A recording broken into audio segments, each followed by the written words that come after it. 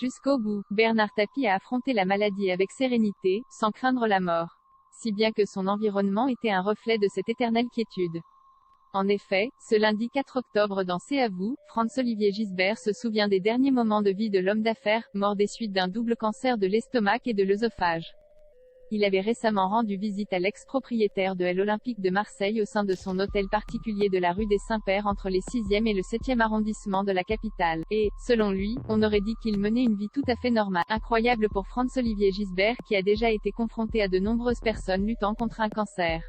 Elles ont des bureaux qui sont toujours pleins de médicaments, de seringues, a-t-il d'abord expliqué à Anne-Elisabeth Lemoine. Vous alliez chez lui. Il avait pas de médicaments. Un choix qui s'explique par l'esprit combatif de Bernard Tapie, qui n'a jamais faibli, comme si le défunt essayait de lutter avec ses propres armes, avec ses propres mains contre le cancer.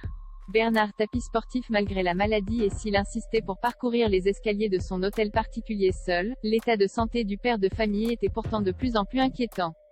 Il était tellement maigre, le cancer le bouffait de partout, se rappelle Franz-Olivier Gisbert, il souffre, mais en silence. Laurent Tapie, l'une des fils du principal concerné, l'aura même aperçu en train de faire des pompes peu de temps après son opération.